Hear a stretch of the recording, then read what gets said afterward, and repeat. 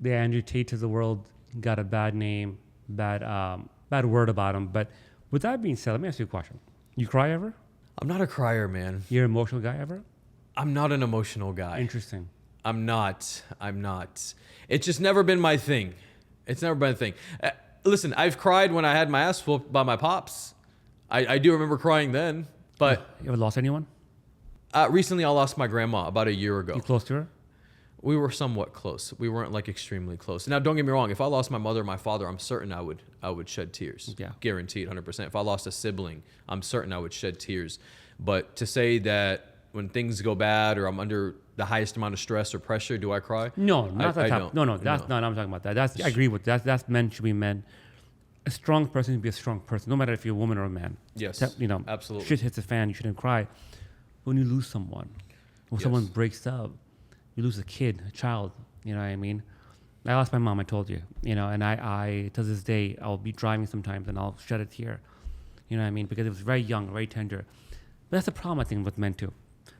We are here now at the time. What's your thoughts on this?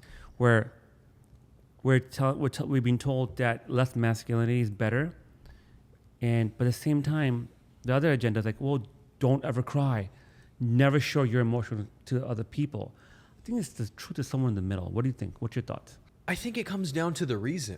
Yes, You're crying. Yes, yeah. Listen, bro, if you lose someone you love, they die. It is perfectly fine for you to shed tears and cry over them. That's someone you genuinely loved with all your heart. Yeah. You respected them. You cared for them. They were someone that's close to you. They're gone. Yeah, of course. That makes you human.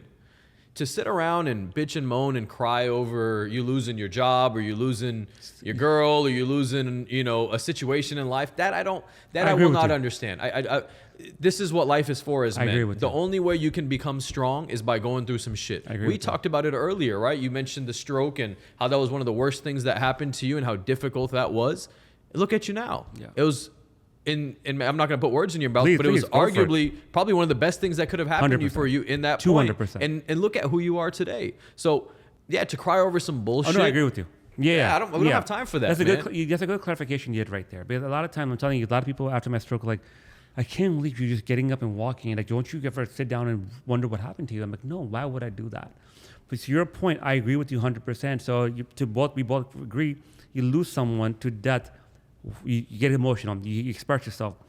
But when life gets tough, you lose a job, you lose a girlfriend or a boyfriend, or you lose something, like, get over it. I'm with you on that. The show must go on, bro. Life goes on. But what's this? There's a saying, right? With hardship comes ease.